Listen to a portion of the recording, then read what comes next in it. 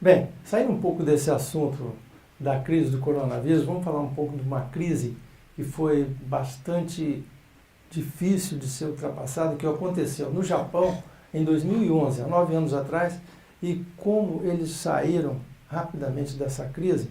Mas vamos ao assunto que exatamente provocou esse grande maremoto, que foi por problemas geológicos. Nós temos aqui hoje a presença da Luísa Bricali, que é doutora em geologia, professora da Universidade Federal do Espírito Santo também, e tem até um blog, né, um canal hoje, falando sobre geologia. Luísa, fala um pouco, explica um pouco para as pessoas, porque a geologia ela não está exatamente no dia a dia das pessoas, né? É um assunto que parece que são eras, são longas, né? São milhões de anos que se fala, e esse problema especificamente das placas tectônicas, né, que geraram esse problema.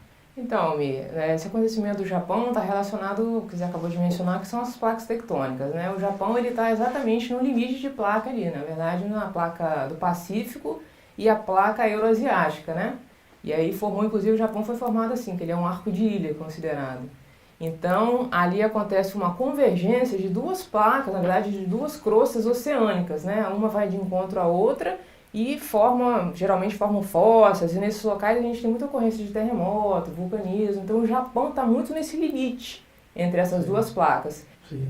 E a gente pode deduzir isso como para o Brasil, por exemplo, né? Na nossa região aqui, nós temos um certo conforto de saber que estamos sobre uma área de um embasamento melhor, né? Você pode explicar isso para a gente? Então, o Brasil, ele está numa área que a gente chama de uma zona de intraplaca, né? Está sobre uma placa, né? Que é a placa sul-americana. No entanto, essa placa sul-americana, ela faz limite a oeste com a placa de Nazca e limite a leste com a placa africana. Então aí a gente já tem uma tensão na nossa própria placa, já está sendo tensionada.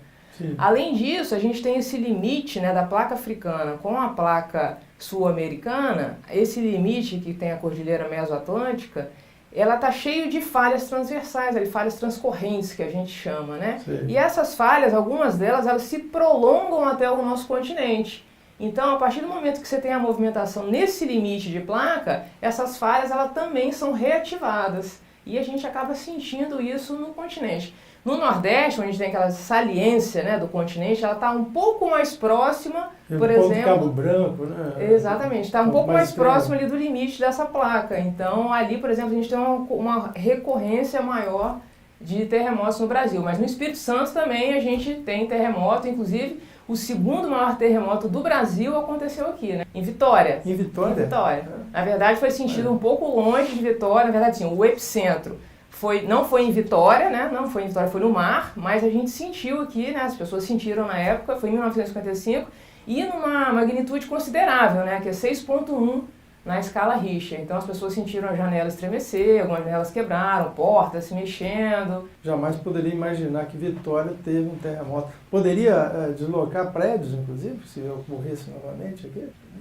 De repente, se o epicentro tivesse sido mais próximo aqui, poderia, talvez, né? Mas é difícil a gente prever essas coisas, porque também a gente está longe de um limite de placa, né? Geralmente os tsunamis acontecem em locais de limite de placa, muito próximo ao limite de placa tectônica. A gente está um pouco longe disso, né? Ainda bem. Voltamos já com a nossa entrevista com a doutora em geologia, Luísa Bricali, explicando um pouco sobre a geologia e as nossas paisagens do nosso estado do Espírito Santo.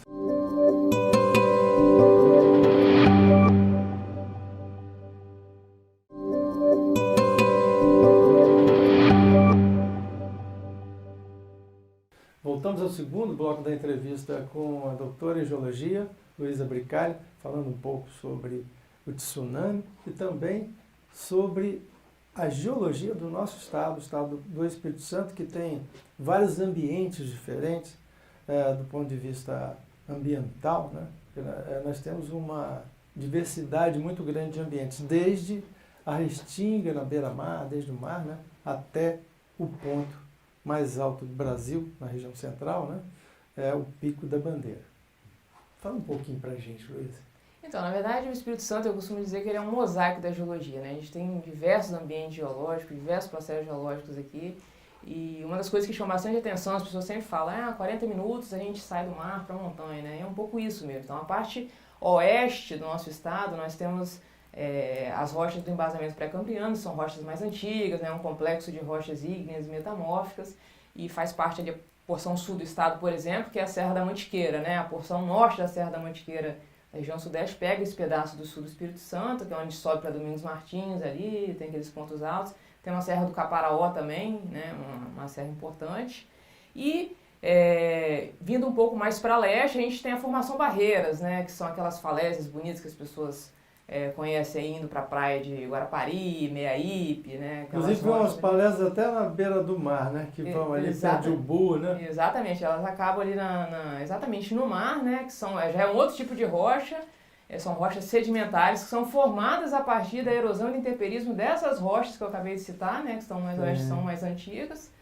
E nós temos as rochas, os sedimentos quaternários, né, que é essa planície da praia, né, por exemplo, quem conhece bem a região ali da Foz do Rio Doce, em Regência, né, ali é uma área típica para poder falar um pouco disso, que é uma planície grande, quaternária e um material mais novo ainda que a Formação Barreiras, com essas falésias aí. Então nós temos ambientes bem diversificados. E o norte do Espírito Santo?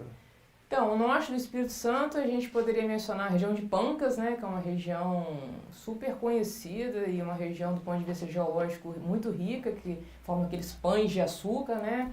Até é digno de comentário, porque alguns dos estrangeiros que eu conheci, que vieram para cá, falaram de Pancas e dessas regiões dos pontões ali, com um encantamento muito grande que a gente que mora aqui, às vezes não percebe. Quer dizer, muitos dos capixabas que moram em Vitória não conhecem essa região que é riquíssima em paisagem, com pontões, né? É muito interessante. Aqueles pontões nada mais são do que intrusões de rochas, né, magmáticas, e elas estão relacionadas também a muito fraturamento. É interessante que a gente, por exemplo, se comparar com algumas regiões da Europa, né, que tem aqueles picos, né, dolomites e tal, aqueles picos bem fininhos, aqui a gente não tem isso arredondado. Qual é a comparação que a gente pode fazer geológica aí? Então, essa pergunta sua é interessantíssima, né? Isso é um ponto super importante, exatamente isso. Essa diferença na paisagem é muito gritante, exatamente por isso.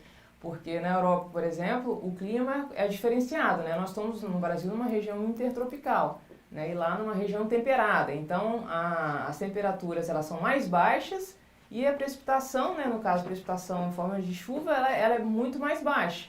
Então, não tem como atuar. Então, nós temos aquelas relevos mais pontiagudos, né? E não abaulados. Eu falei dos pães de açúcar no Brasil, mas quase todo o relevo do Brasil, se a gente observar, o cume dele é o quê? Bem arredondadinho, né? Geralmente são abaulados, exatamente por isso. Tem aquelas vertentes muito bem definidas. Né? Exatamente. E o que define isso é o que a gente chama de intemperismo, né? Então tem temperismo físico e químico. No Brasil nós temos os dois, mas o que predomina mais, digamos assim, é o químico, em função da temperatura e da precipitação. E na Europa, o exemplo que você acabou de mencionar aí, é o intemperismo físico, né? Apesar de ter o químico também, só que o físico ele acaba predominando mais por conta da questão da temperatura e da precipitação. Certo. E como que você falaria para o telespectador de outro estado sobre o nosso estado? Como você sintetizaria do ponto de vista geológico da sua diversidade? Eu sintetizaria do que eu acabei de mencionar, assim, né? Acabou virando um jargão um pouco para mim, que é o Espírito Santo, ele é um mosaico da geologia. Por quê? Porque dentro de um limite político, né, um limite, na verdade, do Estado, Sim. Dentro desse limite, coincidentemente, nós temos uma diversidade de ambiente geológico, de rocha geológica e de processo geológico. Isso é muito raro você ter dentro de um limite. Geralmente é um limite mais natural que você encontra essas coisas. Então aqui no Espírito Santo, a gente tem de tudo.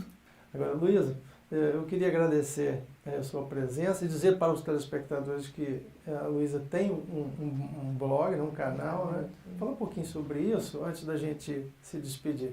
Bom, eu que agradeço o convite, muito bom estar aqui, poder falar da geologia, principalmente da geologia do Espírito Santo. Recentemente eu criei um canal no YouTube, exatamente para poder trazer a geologia e demonstrar a importância da geologia para a sociedade, né? E fazer um link do que a gente tem desenvolvido na universidade e fazer um link com a sociedade, na verdade, né? O que está na academia com a sociedade. Ok. Muito obrigado, Luísa. Obrigada a você, foi um prazer. Prazer é o nosso. Fique conosco na TV Ambiental, canal que te reconecta. 525 da NET.